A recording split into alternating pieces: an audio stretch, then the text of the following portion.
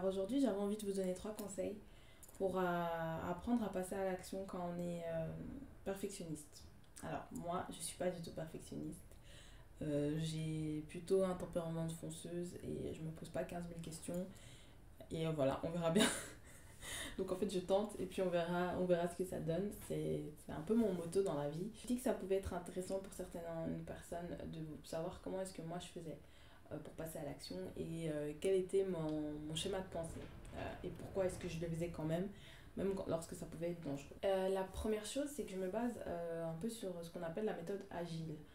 C'est une méthode qui vient du monde du développement web. En fait, il y a beaucoup d'ingénieurs qui se sont rendus compte que quand ils recevaient une demande de la part de différentes entreprises, ces entreprises elles avaient tendance à retarder le lancement et ce qui faisait qu'ils travaillaient des mois et à la fin ils ne pouvaient pas montrer ce qu'ils avaient fait et surtout le jour là où l'entreprise acceptait enfin de mettre en avant, de publier le site en question, eh ben, ils recevaient quand même énormément de backlash et de critiques et ils se sont rendus compte que c'était une perte de temps énorme de leur côté et ils se sont dit qu'ils allaient travailler différemment et c'est comme ça qu'ils sont venus avec l'idée de ce qu'on appelle la méthode agile.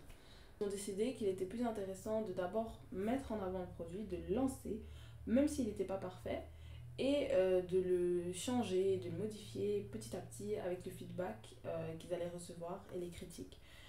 C'était moins frustrant pour les patrons parce qu'ils pouvaient directement en fait, participer au processus de décision et se rendre compte directement si le produit était bon ou pas. Et c'était moins frustrant pour eux parce que du coup, ils travaillaient un peu plus rapidement. Ils pouvaient en permanence en fait changer le projet. Et ça, c'est vraiment, je pense que c'est une très bonne manière de fonctionner, c'est de faire et puis de modifier, de changer de parcours si on voit que ça ne fonctionne pas. Je pense que c'est important aussi parce que en fait, on apprend beaucoup plus vite quand on est en train de pratiquer la chose. On apprend plus vite et on comprend plus vite quelles sont les erreurs. Alors que quand on prend énormément de temps pour réfléchir à la stratégie, en fait, ça peut complètement nous détourner parce qu'on réfléchit tout le temps, mais on n'est pas dans l'action. Donc, on ne sait pas en fait ce qu'on est en train de faire. Donc, avancer doucement sert toujours. Ça, c'est la deuxième chose. C'est une phrase que j'ai appris de Pravena. J'adore cette phrase parce que je suis complètement d'accord avec elle. En fait,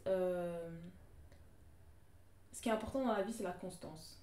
C'est de faire tout le temps quelque chose pour pouvoir avancer et pour s'améliorer. Et forcément, quand on est constant, quand on est régulier, quand on continue tout le temps à faire quelque chose, il y aura des jours sans. Il y aura des jours là où ça va être nul ce qu'on va faire, et il y a des jours là où on va produire des choses assez bof.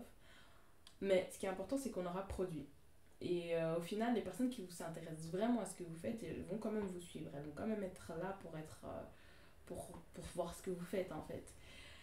Et ça, c'est le plus important. C'est de se rendre compte que, ouais, au final, l'important c'est qu'il y ait des gens qui continuent à me suivre. Et puis, ça va vous permettre de vous dire, ah ouais, j'ai quand même fait quelque chose. Et de ne pas culpabiliser du fait de n'avoir rien fait. Parce que c'était pas assez parfait. Donc, ouais, être constant, être régulier, même si le contenu qu'on crée n'est pas parfait, au moins ça nous permet d'être là, d'être quelqu'un sur lequel on peut compter.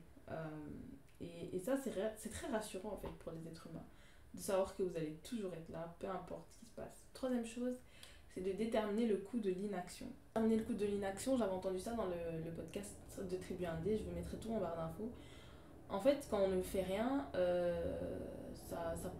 ça coûte cher. Ne rien faire coûte de l'argent au final. C'est un peu, pour moi, c'est un peu comparable à la phrase qui dit il faut déterminer le coût de son ignorance. Par exemple, en immobilier, quand on ne sait pas quelque chose, on peut le payer très cher par la suite. Si on ne sait pas qu'il y a des vices cachés, qu'il y a certaines choses dans la maison qu'on n'est pas au courant. Moi, dans mon cas, je pense aussi notamment au fait que j'étais ignorant sur tout ce qui se concerne l'entrepreneuriat, par exemple l'existence de la Smart, qui est une coopérative de l'activité avec laquelle j'aurais pu déjà commencer à travailler, même dans mon ancien boulot ou quand j'étais au chômage. Enfin, quand on ne sait pas tout ça, ça nous coûte énormément d'argent. Et, euh, et ouais, l'ignorance comme l'inaction, ce sont des choses qui coûtent très cher sur le long terme et qui qui est, et c'est très dommage en fait, de se dire qu'on n'a pas fait ce qu'on devait faire parce qu'on n'était pas au courant ou parce qu'on n'a pas osé. Vraiment, ça, c'est le genre de frustration qui peuvent nous coûter très cher et qui peuvent nous poursuivre toute notre vie même. Voilà, je pense que moi, c'était tout. C'était tout ce dont je voulais parler. Euh, J'espère que ça va vous aider à être un peu moins perfectionniste, à vous dire, ouais, bon, YOLO, j'y vais, je teste. Il y a une phrase par laquelle j'avais envie de terminer, qui m'a aussi persuadée que j'étais dans le bon mindset. C'est quand je faisais mon mémoire, je me rappelle, j'avais vraiment pas le temps. Je l'ai fait en été. Bref, j'avais travaillé toute l'année, je pouvais pas me concentrer là-dessus. Et mon promoteur m'avait dit à l'époque, un mémoire réussi, c'est un mémoire rendu. Et c'est une phrase vraiment qui m'a impactée et qui m'a motivée en fait. Sinon, je suis sûre que s'il me l'avait pas dit, je l'aurais pas fait. Et j'ai réussi à le rendre dans les temps. J'ai eu une mention assez bien. Et franchement, je l'ai fait peut-être en un mois quoi. Et je l'ai fait parce que voilà, je tenais, enfin, c'était un sujet qui me tenait à cœur, j'étais à fond dedans. Il y avait plein d'imperfections, il y avait plein de choses que j'aurais pu améliorer. Et bon, c'est vrai que jusque maintenant, ça me frustre un petit peu. Mais ça m'aurait plus frustré si je voulais vraiment me lancer dans la recherche ou quelque chose comme ça. Mais là, c'était pas mon but. Le but ici, c'était de terminer mes études. Et c'était important pour moi. Et j'ai réussi à faire ça aussi parce que j'étais pas perfectionniste. Parce qu'à un moment, vouloir faire les choses bien, c'est chouette. Mais quand ça nous bloque pour faire plein de choses, c'est vraiment très dommage. Donc voilà, moi j'ai terminé. J'espère que cette vidéo vous aura intéressé. Et puis donnez-moi du feedback, dites-moi ce que vous en avez pensé.